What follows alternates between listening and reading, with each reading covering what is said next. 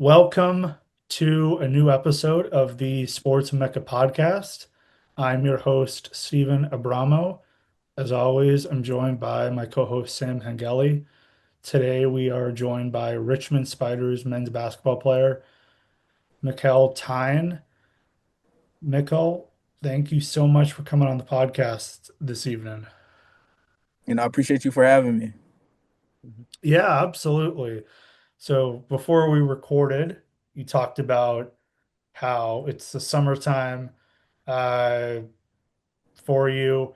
Yeah. Just give us an update when your season ended in the late March. What have you been up to the past 2 months?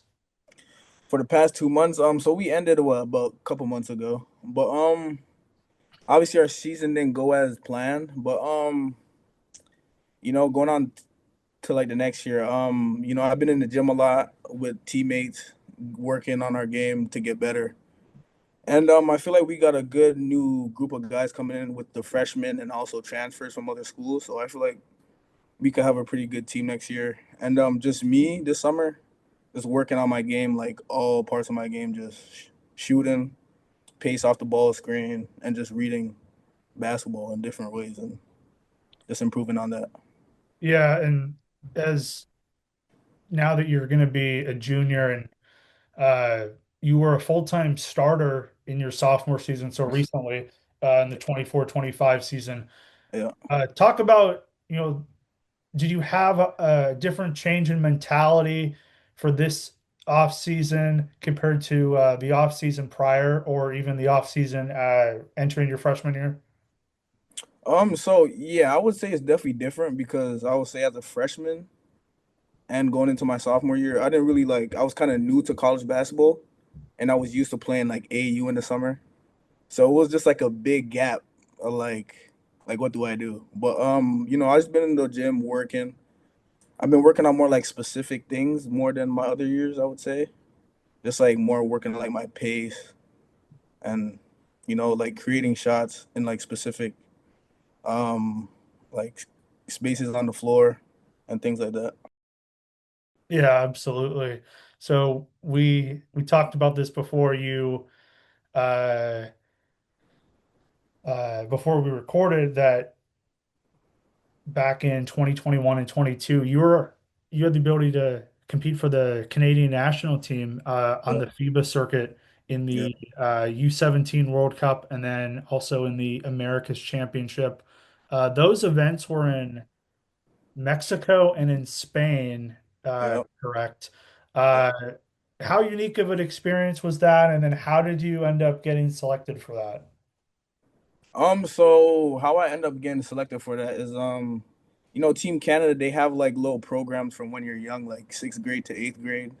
So they already knew who I was. They knew my like what I could do already. So that's basically how they knew about me.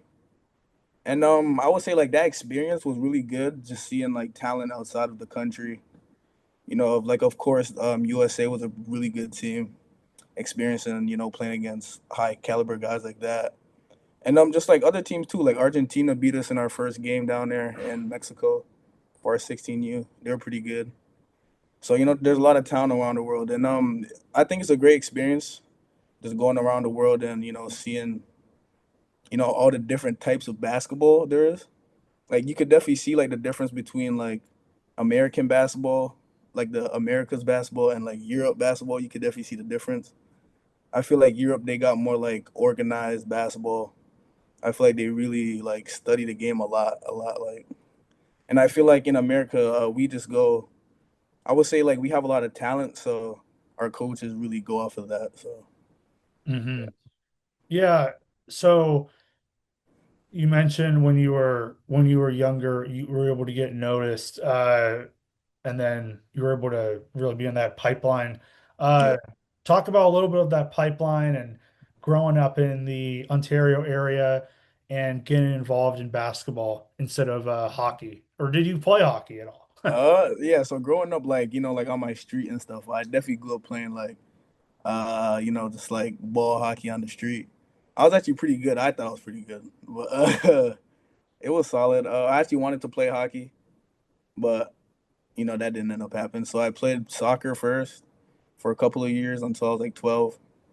Then I went on to play basketball. And I always grew up watching basketball. My older brother actually played basketball here in the States for high school. So, kind of growing up seeing him play was definitely showed me to play basketball. And also just like me and my parents and my family, we will go out watch like high school games.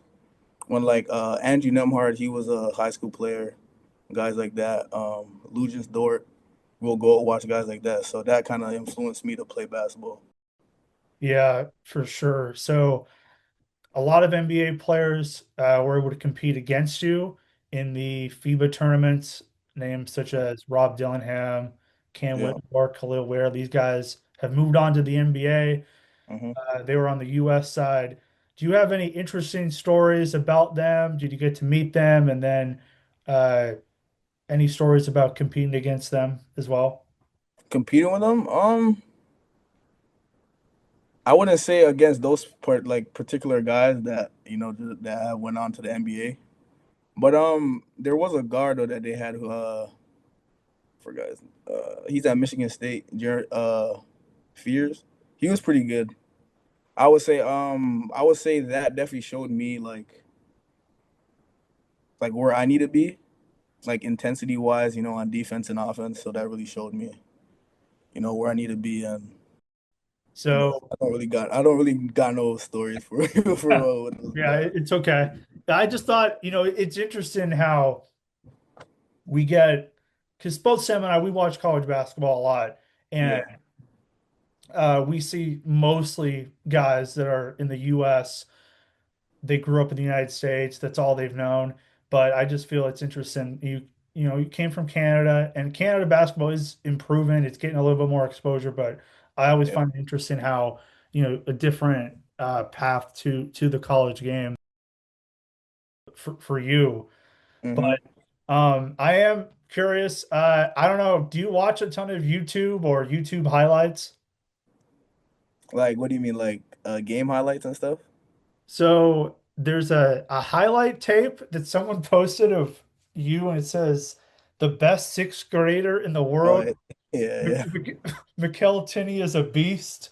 yeah, Have yeah. you ever watched that video?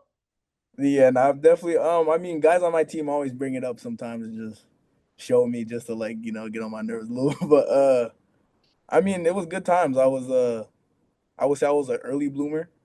I would say like I was good for a while, so yeah. I mean It's it's crazy how when you're playing, everybody's putting these highlight tapes out when you're so young. yeah, it is crazy. It is. Um, but since you came from Canada and now you're looking to continue to progress in college and then at the next level, are there any current or former NBA players that you like to look at, model your game after that you want to aspire to be? Yeah, so I'm a smaller guard, I'm about 5'10". So I watch a lot of smaller guards. Fred Van Vliet, he was on the Raptors for a couple of years, so that definitely I watched him a lot. Who else do I watch? I watched Jalen Brunson, Peyton Pritchard. I like Peyton Pritchard a lot. I like the way he, just plays at his height and uses his like speed and his pump fakes and stuff with like just using 2 feet at the rim and just playing smarter than other guys. Hmm. Yeah, as a Celtics fan, I loved what Pritchard has been able to do, and Yeah. for him as a smaller guard, like his growth in the league, has is Shea Gilgeous-Alexander, not just for you, but is from a lot of Canadian players right now. Is that a big influence for guys? Oh yeah, for sure. I would say yeah, 100%. I would say probably for like the younger generation, it's definitely good for Canadian kids to have someone to look up to like that, who's like the best player in the NBA. So I definitely think it's a big influence for guys who are coming up in Canada and growing up right now and trying to make it to like high levels of playing basketball. Which what like whether that's D1 or playing pro. So you showed improvements from your freshman to sophomore year and will be looking to make another leap this off season. What are you emphasizing the most to be able to have that big breakout this upcoming season for your junior year? So first, I'm trying to be a leader on this team right now. I'm one of the three guys I would say from my first year coming back. So I feel like I have to lead guys and show guys like our just our foundation of what Richmond basketball is and what we could do. But myself, I just been working on my shot a lot. I feel like I could definitely improve that. My mid range really got going in the end of the season, so I keep improving on that and just like taking my time off of ball screens, coming down to reading the defense, and yeah, that's really what I'm working on this summer. So, as a student athlete, basketball is one of the most challenging sports to be a student athlete in during the season. Like you start out in November, play during finals week, and then start out when the semester starts back. Yeah. How are you able to time manage during the season to be able to get like the academic work done, considering the amount of traveling that you guys do from week to week? So just I would say our academic advisor is really good, Miss Courtney. She's really good with like telling us what to do in school, and she makes sure that we're staying on top of our work. So that really helps. And I would just say I mean, obviously we get in the gym a lot, but balancing it out, it like you definitely get used to it throughout the years. I feel like so. You just get used to it. So Richmond is in the A10 conference, the Atlantic 10 conference, which is one of the best leagues historically in the mid-major level, with teams like VCU, George Mason, Loyola Chicago, who have made a Final Four. LaSalle has won a national championship in their program. What's Yeah. it like playing in that league, and how competitive is that night in and night out? I would say every game you're definitely gonna compete for a win. There's no given wins, I would say, in the conference. And I would just say the atmosphere, I would say, like going like to away games and stuff, it's really I would really say it is really like a mid to high major type of thing with the A10. And I feel like there's just great teams. During your college career, what are some of your favorite venues you got to play in, whether it's in conference or some non-conference, or like you play in like a maybe in a Thanksgiving week tournament? So last year we went to Auburn. That was a great experience. It didn't go as planned. It wasn't really a good game for us, but it was definitely a great experience to experience. And in conference, I would say Dayton. Dayton is a really good. They got a really good atmosphere. I think they got like 16,000 seats, and they sell out every game. So that was a great atmosphere. Yeah, yeah, Dayton. That's where they have the first every year. They have the first four in the NCAA tournament. The first NCAA tournament games are played in Yeah, Dayton every year, and yeah, pretty nice venue they got there, and a pretty good atmosphere for college basketball. Whether it's in season for a Dayton Flyers game or if you're for the NCAA tournament as well, it's a great place to go see a game. And Richmond's obviously a great place to go see a game as well. yeah, For for sure. sure. I got one more question for you. Any advice to those chasing a dream?